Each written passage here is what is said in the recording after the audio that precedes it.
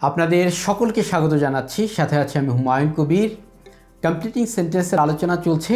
আজকে আলোচনা করব অ্যাজ ইফ অথবা অ্যাজ দো নিয়ে। সাথে থাকুন।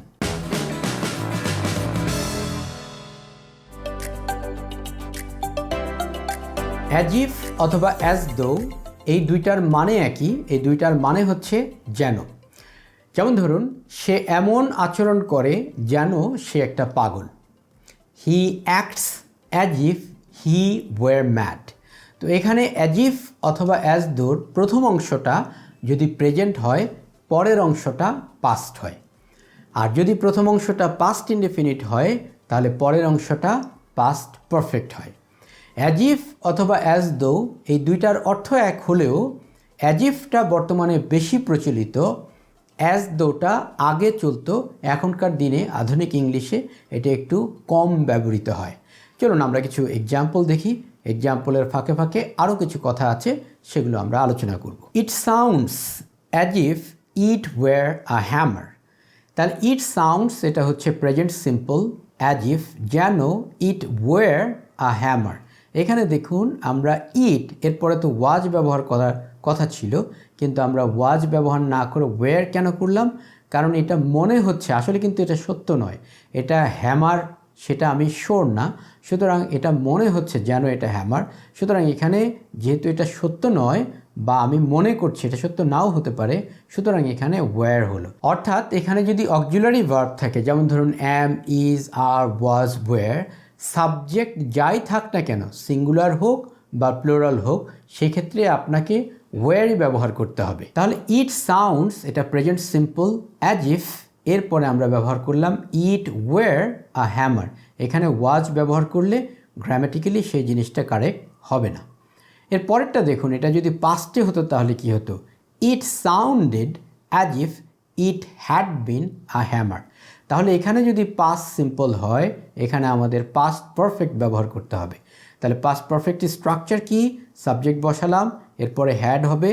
এখন এখানে এই যে ওয়্যার ছিল, এটার ভার্বের পাস্ট পার্টিসিপল ফর্ম ব্যবহার করতে হবে। তাহলে ওয়্যার এর পাস্ট পার্টিসিপল ফর্ম কি? বিন, মানে বি, তারপরে ওয়াজ, ওয়্যার, এরপরে হচ্ছে বিন। আমরা সেই শেষেরটা এখানে ভার্বের পাস্ট পার্টিসিপল ফর্ম, সেটা আমরা ব্যবহার করলাম। অর্থাৎ এই দুইটা কিন্তু এখানে অক্সিলারি ভার্ব নয়। এইটা এখানে অক্সিলারি ভার্ব আর এটা হচ্ছে main verb. Past perfect continuous টেন্সে আমরা যেটা দেখি সেটা হচ্ছে সেখানে অক্সিলারি ভার্ব হিসেবে হ্যাড বিন বসে, অর্থাৎ দুইটা বসে। যেমন ধরুন, I had been working for 2 hours। তার মানে এখানে হ্যাড বিন দুইটাই হচ্ছে অক্সিলারি ভার্ব, কিন্তু এই বাক্যটাতে কিন্তু দুইটা অক্সিলারি ভার্ব নয়। এখানে এই হ্যাড হলো অক্সিলারি ভার্ব, আর এই বিনটা আসছে হলো এই যে ওয়্যার, এটার ভার্বের পাস্ট পার্টিসিপল ফর্ম হচ্ছে বিন, সেটা আসছে। তার মানে এখানে আমাদের পাস্ট পারফেক্ট ব্যবহার করতে হবে। পরের এক্সাম্পলটা দেখি। She talks as though she new the secret. তাহলে এখানে সে কথা বলে বা সে এমনভাবে বলে অ্যাজ দো যেন শি নিউ দ্য সিক্রেট, যেন সে গোপনীয় কথাটা জানে। তার মানে এখানে ভার্বের পাস্ট ফর্ম ব্যবহার করতে হবে। তার মানে এখানে আছে প্রেজেন্ট, তাই এখানে হলো পাস্ট। যদি আমরা এটা পাস্টে করতাম তাহলে কি হতো? শি টকড, সে কথা বলেছিল বা এমনভাবে বলেছিল অ্যাজ ইফ যেন she had known the secret, অর্থাৎ পাস্ট পারফেক্ট হয়ে গেল। পারফেক্ট হলে কি হবে?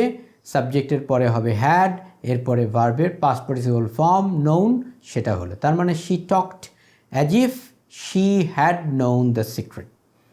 এবারটা দেখুন, Habib behaves as if he war mad. Habib এমন আচরণ করে যেন সে ম্যাড। তাহলে এখানে বিহেভস তার মানে প্রেজেন্ট আছে, অ্যাজ ইফের পরে আমরা এখানে দিলাম ওয়ার, কারণ সে আসলে ম্যাড নয়, পাগল নয়। আমরা মনে করছি তার আচরণে যেন সে পাগল, সুতরাং এখানে ওয়্যার হলো। সাবজেক্ট যাই থাক, এখানে ওয়্যার হবে। আর এখানে যদি পাস্টে হতো Habib behaved as if he had, অর্থাৎ পাস্ট পারফেক্টের হ্যাড, তারপরে বিন কেন হলো? এই যে ওয়্যার এর পাস্ট পার্টিসিপল ফর্ম, এটা হলো বিন। তার মানে he had been mad. Rupa talks as if she knew everything. Rupa এমনভাবে কথা বলে বা রূপা কথা বলে যেন শি নিউ এভরিথিং, মানে সে সব কিছুই জানে, অর্থাৎ এখানে ভার্বের পাস্ট ফর্ম হলো। আর যদি এখানে পাস্ট টেন্স হতো Rupa talked as if she had known everything, তাহলে এখানে কি হলো, শি তারপরে হলো নিয়ম অনুযায়ী হ্যাড, তারপরে হলো ভার্বের পাস্ট পার্টিসিপল ফর্ম নোন, তারপরে everything. He pretends as if he were a learned man, সে এমন ভান করে যেন হি ওয়ার আ লার্নিড ম্যান, যেন সে একজন বিদ্বান ব্যক্তি। তার মানে এখানে রয়েছে প্রেজেন্ট সিম্পল, আমরা এখানে ব্যবহার করলাম পাস্ট সিম্পল।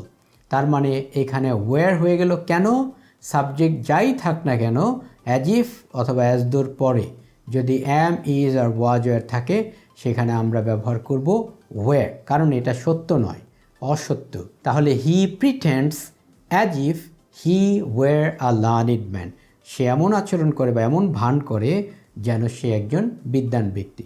যদি এটা পাস্টে হতো he pretended as if he had been a learned man, তাহলে এখানে নিয়ম অনুযায়ী হি তারপরে হলো হ্যাড অর্থাৎ পাস্ট পারফেক্টের হ্যাড, এরপরে ভার্বের পাস্ট পার্টিসিপল ফর্ম বিন, তারপরে আ লার্নিড ম্যান।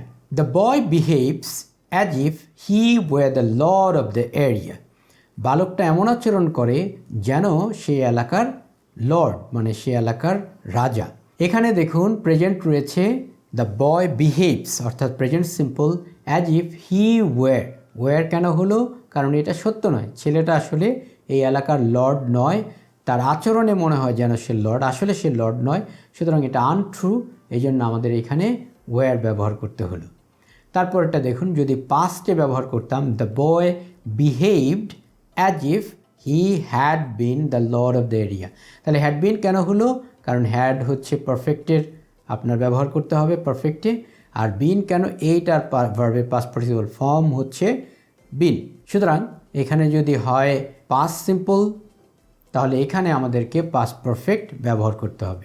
তার মানে হচ্ছে অ্যাজ ইফ অথবা অ্যাজ দো এর অর্থ হচ্ছে যেন, এর প্রথম অংশ যদি প্রেজেন্ট হয় পরের অংশ হয় পাস্ট সিম্পল, আর যদি অক্সিলারি ভার্ব থাকে সেখানে am is R was were, তাহলে সাবজেক্ট যাই থাক না কেন সেক্ষেত্রে আপনাকে ব্যবহার করতে হবে ওয়ার।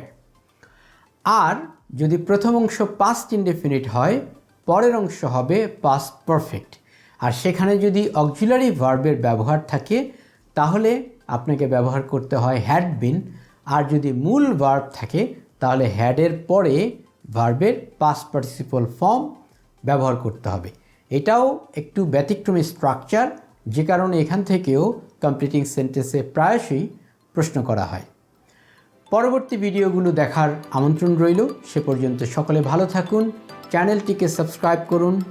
পরিশেষে সেই পুরাতন কথা, দেশকে ভালোবাসুন, বিশ্ব মানবতার কল্যাণে কিছু করুন। ভালো থাকুন।